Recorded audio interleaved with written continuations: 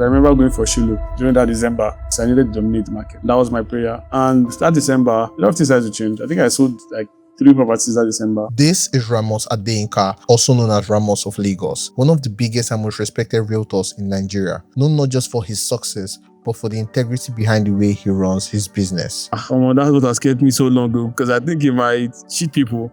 I don't think I'll be able to survive this long. The brands that stand out is the brand that creates value. If you start a business, the first thing to think about is how do you create a name for yourself? How do you become different? That's my mindset in every business that I do. But do you think you were the first to start putting your face in front of your property? If I think about it, maybe I was not the first, but I was probably the first to do it better. He started young as a real estate agent, grew into becoming a major developer in Nigeria, and eventually expanded his brand all the way to Dubai. What I've realized in this country is that your business doesn't stand a chance to succeed 5 years without you. I can visit site 3 times in a day, because if you don't, you would either deliver a bad work or you would spend more money correcting. The Ramos story is proof of how far integrity, persistence, consistency, and thinking outside the box can take a person. Even below your means and investing your money is what matters to me. In Nigeria, for us, we have to look rich to progress. In the cars you see is facade, it just deceives you, and it helps you make mistakes, because you would think, oh, this person is doing so well, let me do the same, while you just beginning to derail or pivot from what your real calling is. In this video, I'll be asking him important questions to truly understand his journey, the mindset, the sacrifice, the risk, and the exact things he did that helped him scale from nothing to everything he is today. So guys, it's not easy shooting YouTube, man. Don't just watch, please subscribe. Alright guys, so we're currently at the office of Ramos himself. We're about to spend 24 hours with him. He's a real estate mogul amongst other things. So let's know how he got to where he is. How did he get rich? Let's go. Ramos of Lagos. The D man. Thank you for allowing us, come to your office to disturb you today. Yeah, you're welcome, you're welcome. Right. So, bro, I'm being honest now. Anytime I think about real estate, development, and all of that in Nigeria, Ramos comes to mind. I'm surprised with the amount of competition right now in the market. That's it. How are you able to build that kind of brand? I was able to build it. To be honest, I think it was just consistent work, also trying to be different. You get, even if you fail, right, you know that at least you are unique and people recognize that. So I think that was the exact thing, but the exact strategy I tried to implement in Ramos Real Estate, from the videos, to, how you sell, to the negotiations and everything, and the value creation as well. Yeah. Are you from a rich home? Rich home. This amount of advantage you had. No. I'm not from a rich home, but I'll say that I worked. My mom worked so hard to be able to fund our education and everything that we needed to achieve. I had a very interesting childhood. I wasn't in the best school, but I was in an okay school. When I was growing up, I didn't even know that I had ADHD. So when I went to Dubai, that's when I realized that I really actually have ADHD.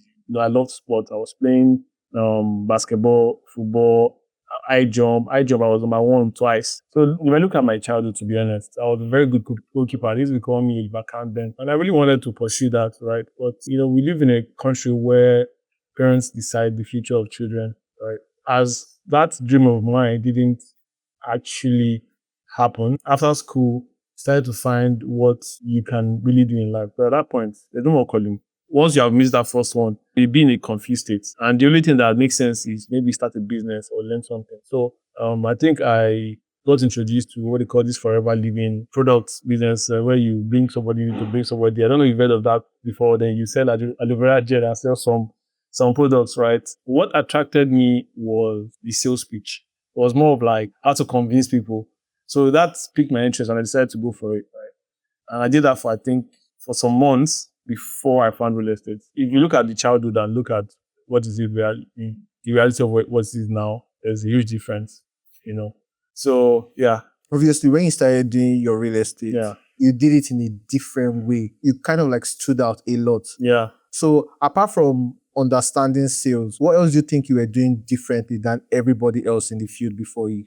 If you start a business, and the first thing to think about is, how do you create a name for yourself? How do you become different? When I came to real estate, it was hard. In fact, very hard. You start to try to figure out, how do you separate yourself from the crowd? When I came then, there were no videos then, right? All you had was just pictures. So just carry the phone like that, as bad as it is. Ask your friend to record you while you say your bunch of jargons. Then you post online. Do you understand? So people find it very weird that when they see a picture, they see a video here. And every day I found a way to just get better at creating the content and also driving the valley. For you to get land, it was quite hard, right? And you had people who were selling land for about 900,000, 1 million naira. So it made sense that, okay, if somebody posted a land like that online, it would look like maybe it's a scam. So how do you make it not look like a scam? Put your face. Do you understand?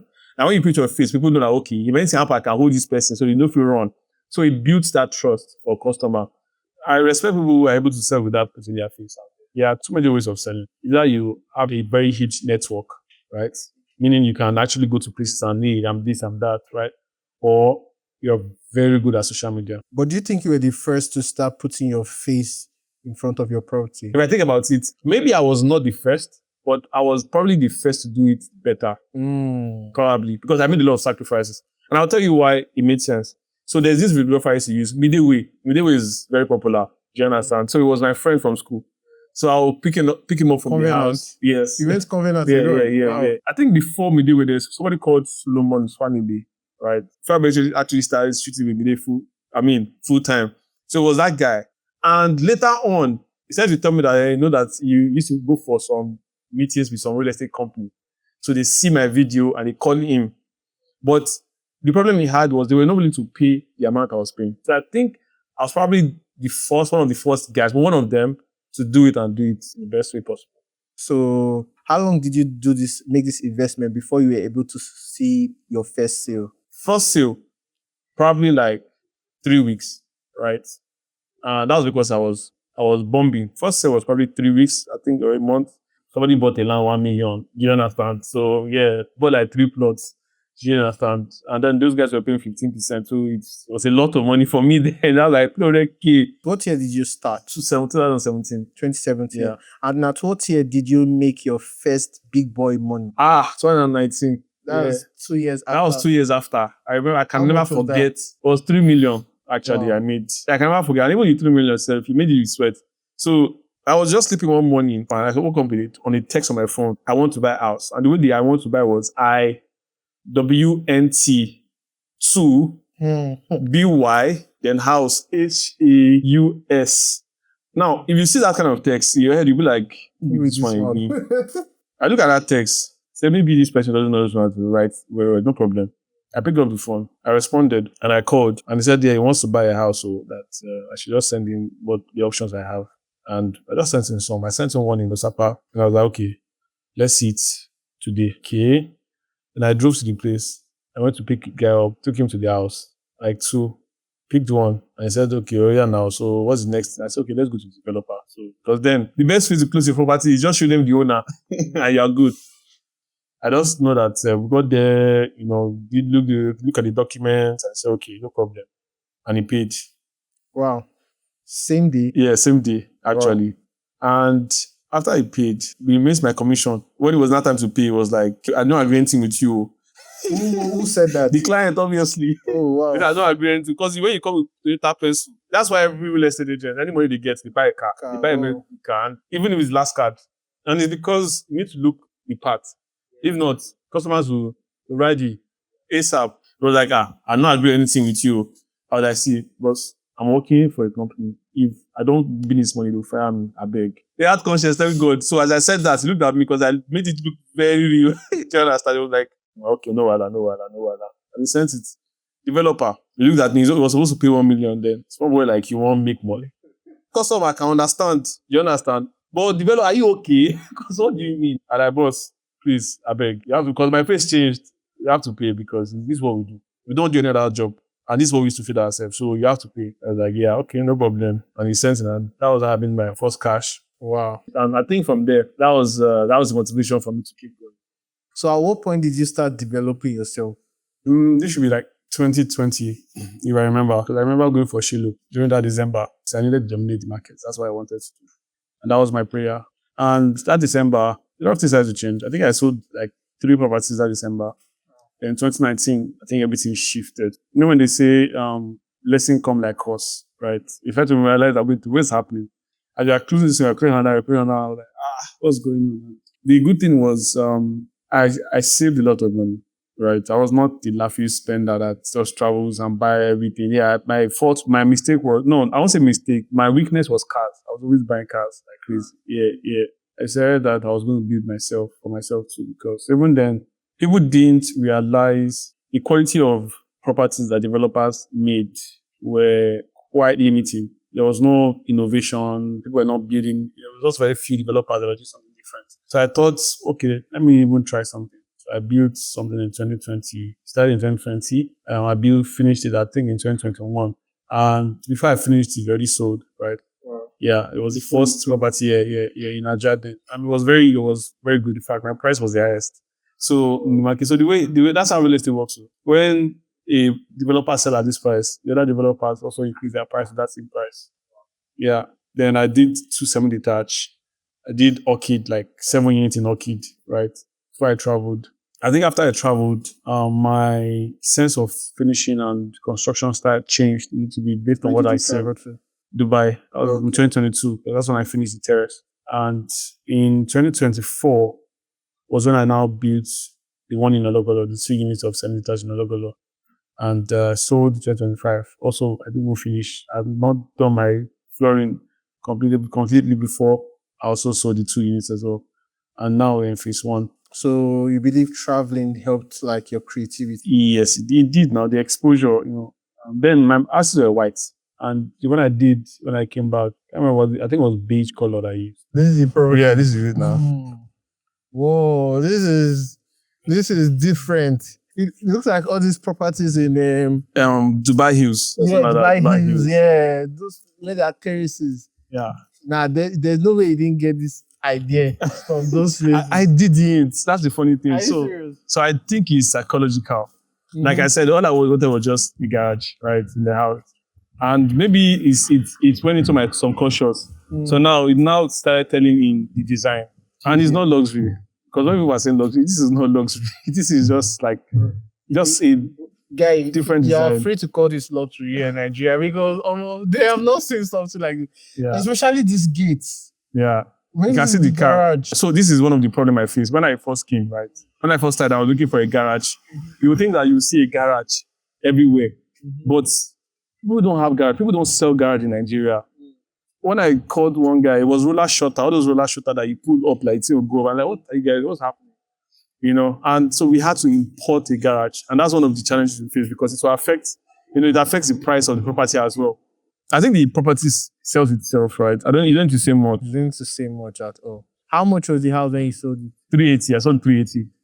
Per unit. Per unit. 380 million. Yeah. If you keep doing stuff like this, definitely I'm buying my house from you. No worry, I'm just I'll keep it. Because of what you just said, I'll continue doing more. You're literally like setting the pace and innovating, and everybody wants to follow. Yeah, exactly. I don't know about setting the pace, but innovating, yes. Do you understand? So as a foreigner who traveled to Dubai, how were you able to break into that market as well?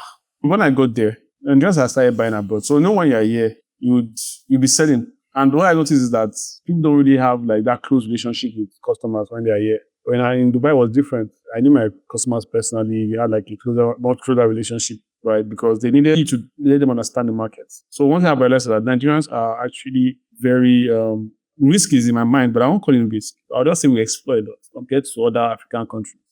Because from my experience, I wasn't selling to only Nigerians. I was also selling to Ghanaians, Kenyans. I also had Zimbabwe customer as well, right? And what I realized is that Nigerians are very quick to make decisions to purchase, while others are very calculative, am I sure? So because of that, my first 3 weeks, when I first got there, I didn't even know how to sell. All I knew was that it's an international market. And when I started making calls, people were very open to, I would like Dubai, I would like to buy Dubai. It wasn't pretty hard. What made it hard was the ban that they placed on people. I would have made more money. I would have sold more properties if there were no ban on Nigerians, because that actually made people hesitate a lot. But even with the ban, people were still set buying. Yeah, Dubai is tax-free. You get something for investing, which is the residency, which you can't get anywhere else. So obviously, it makes sense because the country is also trying to sell itself as well.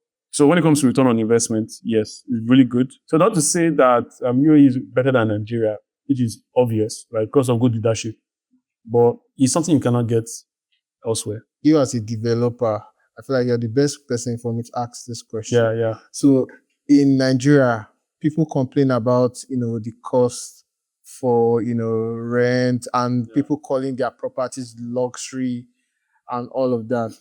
So what's your take on luxury homes in Nigeria? My goodness, you won't break table. Our question now, this table does the shit.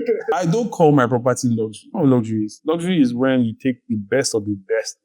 The best of the best are not cheap. And I'm telling you that my door was made by this so brand in Turkey, which is like the number one brand. My tile was either custom made or is made in Italy. That's what you call luxury, right? But if I buy a paint in Nigeria and I buy a tiles from maybe one of the Lebanese shop or maybe from O'Reilly, it's luxury. It's not luxury, rather. So people misuse the terms because of the standard of quality of job that people do in the country. And also, I think they also play in the mind of the exposure of the average Nigerian citizen. Not seeing what luxury really means. Let's be honest, when I first came to Lekki, I was in tears because I never knew Lekki existed. And this was in 2016. So if you showed me a house back then, in my head, I'm like, this is luxury. Do you get the point? Now, when you now go abroad and you come back, everything starts to look, what the heck is it? So luxury is not luxury in this country. When it comes to luxury, it is how you finish the intentionality on building. What this means is that location determines price, doesn't determine luxury. I can build a hut in Bodilon. Bodilon is like one of the most expensive areas, right, on the island. You will call that luxury? No, do you get? But I can say the hut I built in Ikoyi is 2 billion. How do I justify that? Because of the location. Because of the location. So there's a huge difference. I know you've dealt with like wealthy people and also middle class as well. So when it comes to how these classes of people think about money, what would you say is the major difference in how they close deals? Are you meaning pricing? Yeah, who is more hesitant? How do they think? How do they operate in terms of that? Okay, so a mid-class, right, would always obviously fight for getting major discounts. Most average income earners who are trying to buy, right, they always want to ensure that they are also buying the right thing, right? So there's always questions, right? Now, an AI net worth individual, I've answered his own questions already. I don't have much, but just wants to know if you are the right person to purchase from, or if my investment is safe with you. Knowing that I like to buy many and I'm way too busy to be focusing on this particular purchase I've had, right? An average person might want to manage their own property themselves, right? While the high net worth wants to figure out, okay, are you the right guy that I can sleep, forget my property with, and it will be safe? I don't know if you get what I'm saying. So I think that's just the difference. How many houses do you own yourself? As a developer myself, it's very hard for developers to just buy a house. Why? Instead, I don't know, probably because you would end up living. Do you understand? So instead of buying, we just buy land. So once I'm ready to, settle down, then I'll probably build where I'll stay with my family instead of buy. I rather rent than buy. That reminds me of one interview I had with a forex trader. If you're a young person like me, don't have a house. It's not smart. What I know now, I will never buy one single house in Nigeria. I have many houses now and I'm regretting I shouldn't have. So basically, you agree with him? Yeah, to an extent, right? Best strategy is always to buy ground, which is land. Do you understand? That will give you a better value for your money. And people will even beg you to sell. So lands are usually in higher demand than property. Oh no, because it's the same land that people build on. Do you understand? So they're in higher demand. And now there's a strategy which we would do, which is called the joint venture. Meaning that you own the land, you give it to a developer builds on the land and gives you a certain unit. Do you understand? Or a profit depending on what you negotiate. So lands are always one of the best forms of investment. So what do you think is the biggest mistakes, first time landowners or property investors make? not using the right lawyer to do your due diligence. That's one of them, because some lawyers are also compromised. Do you understand? They won't do the right thing. Number two would be not buying in the right locations, right? Because there are some locations that when you buy now, for example, now Ikate has one of the worst amount of apartment I've ever seen in my history of real estate. Like it's becoming very saturated, which has affected the short-term market. That's why people are now selling their properties, right? When you say worst amount, what do you mean? So for let's look at the amount of apartments currently being built in Ikate. Okay, then there are a lot of apartments. There are a lot of okay. apartments. Okay. And that causes what they call saturation. Now that also affects businesses, especially short-lived businesses. And that's why a lot of people are trying to sell their apartments. I have quite a number of apartments we sell. And I feel for me, I believe that is one of the bottlenecks currently in the Nigerian real estate market. The quality of property to be very right, and the intention towards buying them and what you actually buy. Do you get? So people buy property. Someone can buy an apartment and say, "Hey, I'm buying an apartment because I want it to appreciate in value." Now, 60% of everybody buying those apartments also want to do shortlets. So, how many people are really looking for shortlets in that location? Do you understand? Now, that's actually one of the things that actually affects real estate currently. So, during your years of developing properties, right, what was a challenge you've had? Nigerian skilled work is deteriorating rapidly.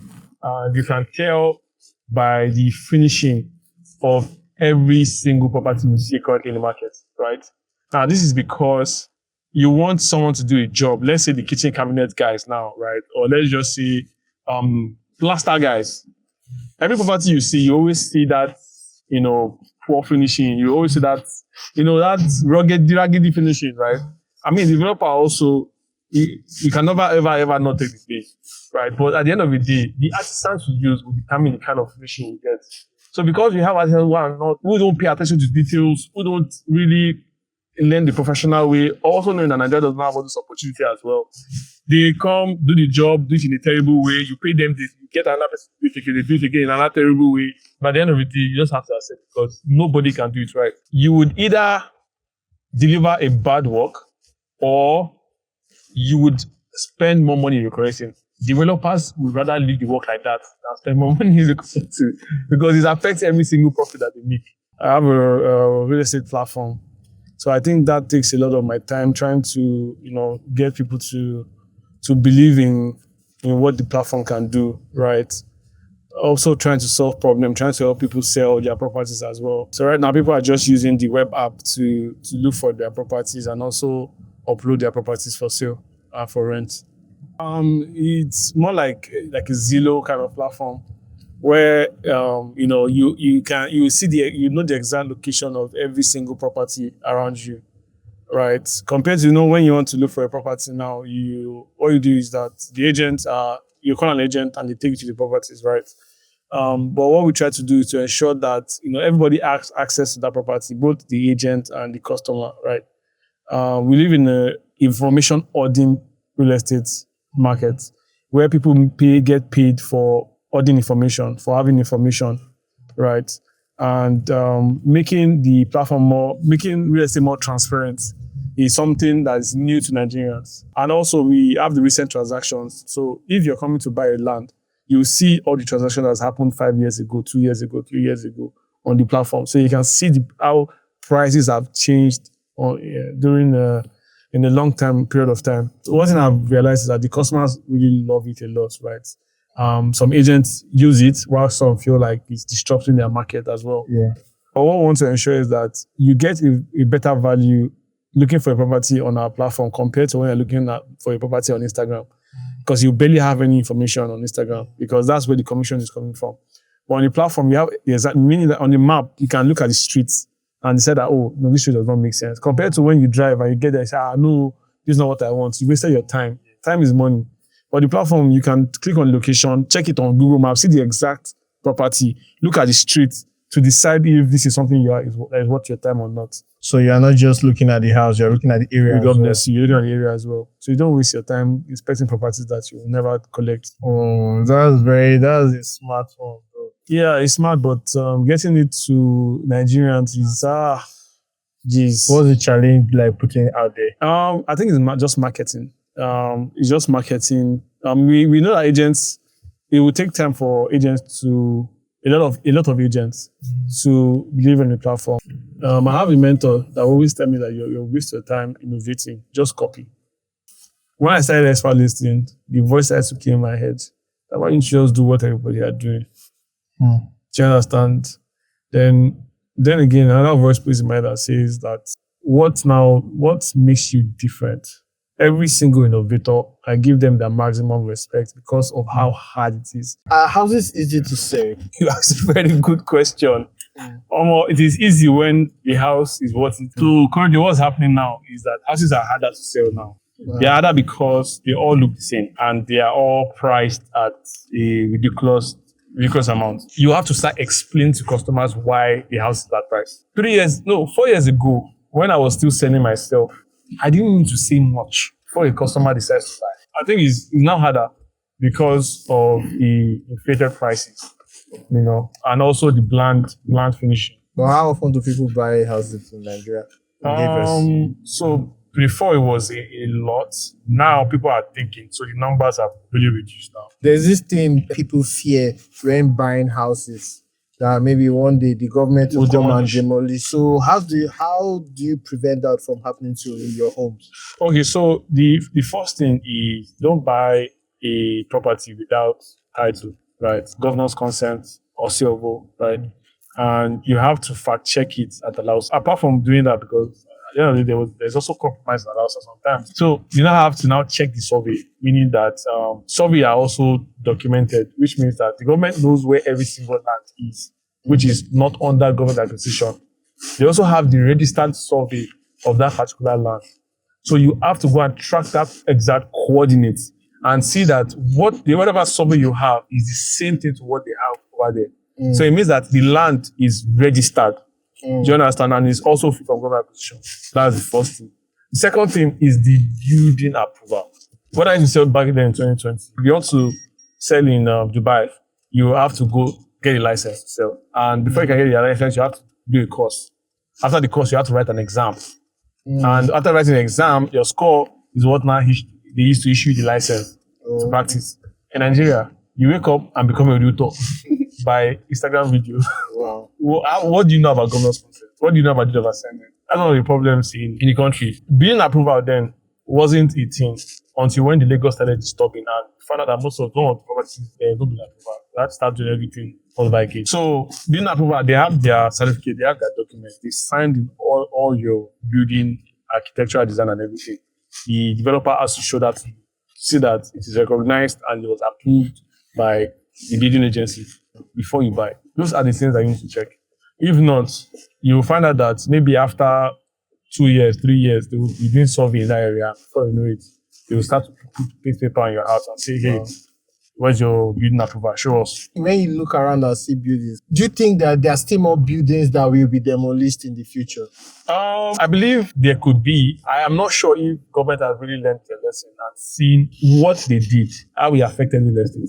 Because it did. People started to become very scared. First of all, Nigeria is a country that only Nigerians invest in. In countries, you build your country whereby international investors bring money to that property. That's how wealth circulates. Nigeria is only Nigerians that are giving Nigerians money. Yeah. Now, once Nigerians say, I'm not buying in my home again, we are done for. Do you understand? Yeah. So, I don't know if they learned from that. Nigeria is unpredictable. If you don't have building approval, you don't have building approval. How long does it take for a building to be fully finished? It can take probably 6 months to a year. It depends on probably the structure of the building, on the architectural design, on the complexities of the building. So in about 10 more months, this will be by God's grace. We'll be done. Where's the engineer? So yeah, here is the garage. This is the garage? Yeah. Wow. So this space that we are on now, what's it? So this is a 500 square meter land, right? Then the 5-bedroom, this is going to be the car park. You have a garage and you have also car park in the compound. Oh, wow. Do you get? So the garage, you hide the car. Yeah, you hide the car inside. And then you now have space outside also. every developer tries to ensure that they don't spend so much, so they don't get stuck. Okay. There's a developer that I know a lot of Lagos has posted, everyone have posted their house, but it's not something able to sell. And when I look at the house, that's not bad, but the price is the problem. And he has no control because he has already done the finishing to the best taste. Everybody land. So now people have to have the motivation to buy it, which is not there. And that's the risk of actually building. So you can see the garage here, right? There's the guest room, guest toilet over there. Then as you enter, you have the living room. Right? It's going to be high ceiling. Yeah, it's going to be high ceiling. That's why you can see they didn't cover this whole space. That's the office space. So you can see from your living room, you can actually see your cars. But I'm going to put a glass there so you can see your car. Understand? A car, as a car lover, sometimes if you have like Lamborghini, but like the peep does the check out. I don't know if you get That's so advanced, man. yeah. So now we'll do outdoor sauna, outdoor jacuzzi. That will be overlooking the cinema, the outdoor cinema. Since I've started real estate, what I've known is pool. Now the world is getting advanced. Yeah. And people are seeing the advanced houses, how they look, the space. And they're looking inwards into our own country. They're like, what's all you people? And they are complaining bitterly. Yeah. Because people are not also advanced, like we're not advancing inside. They're just doing whatever. So it's weird that I'm not doing a pool. Now I have to now build something different. And you need that when they see, they're like, wow, why this guy is going to do pool? That's the effect I want. Exactly. I like You that. get. You've been doing this for so long, and watching you is just been progress upon progress upon progress. What do you think are the most common mistakes that business owners make? At the end of the day, for me, integrity is what matters. Do you understand? As long as you have integrity, you're honest about what you do, and you're consistent. So I think for me, it's just integrity and being honest in everything you do. So that's what has kept you so. Especially in a place like Dubai, that that is very tough. Do you understand? So yeah. What's the best financial advice you've ever received? Investing and living below your means. Living below your means. Yeah, living below your means. Nigeria, for us, we have to look rich to progress, probably, right? And the true sense of it is that the real wealth is here, right? All of that thing, the cars you see is facade. It does deceive you. And it helps you make mistakes because you would think, oh, this person is doing so well, let me do the same, while you just beginning to derail or pivot from what your real calling is. So living below your means and investing your money is what matters to me. If you lost everything you had now, but your intelligence, how would you rebuild? I would look at the craft that I'm very good at and remain consistent and do that task like my life depends on it. Do you understand? And be very honest while doing that. I would focus on my craft, be way consistent, be very diligent, learn a lot, get a lot of knowledge. Also meet people. Your network is your network, right? Meet people who are also very good at it and let them explain to you what it takes to actually get the job done and rebuild. That's what I would do. So what's one advice you'd give to young people that look up to you? Because I'm sure there are a lot of people that just want to be like you. What makes you wake up in the morning and move? What do you do that doesn't look like a job, right? That you really enjoy doing, and do it with everything you have. They shouldn't take their craft like a job. It should be passion. If you don't enjoy doing it, stop it. Do you understand? And do whatever you do in the best possible way. Look at what we are doing that is missing and do it better than us, right? Because at the end of the day, what happens is that you see us learning from you. Only copy the best. Do you understand? Because when you copy the best, even if you're not the best, at least you come close. And that's a step further than from where you are before, right? So that's what I'll say. Is there an amount of money right now that you have in your account and you feel like, okay, it's time to retire and just rest? For me, I think I do, because everything we do is to a detriment, meaning that no matter how hard we work, sometimes we can neglect health, because health is wealth. Health is what matters. Because when you die tomorrow, all the property you have built, all the ones you have bought, what happens to them? We should build systems, right? And not focus on wealth, because what I've realized in this country is that without you, your business doesn't stand a chance to succeed 5 years without you. And I know Americans have built businesses that's survived over 100 years. As a cardinal cap I have, if I get to this stage, I was just starting investing in businesses. So it doesn't mean that I'm not still hustling, but I'm now making my money work for me, which is investing in other people who are also in my shoes then, when I was also trying to come up, when I was going through all the challenges and also trying to build fortune. So that's my own perception to life. So yeah. Oh, bro, thanks for letting us spend this day. No with problem, you. man. Anytime. I appreciate you, the knowledge and everything you got from this. I'm sure you inspire a lot of people as well. People inspire me too, so we all inspire each other. You also inspire me as well. Bro, thanks, man. So guys, it's not easy shooting YouTube, man. Subscribe. Don't just watch. Please subscribe so you can watch again. It's bringing a lot of valuable content to you and to us as well, because I'm also a viewer of his content. So subscribe, share, and let's build a new Nigeria. Thanks, my bro. All right.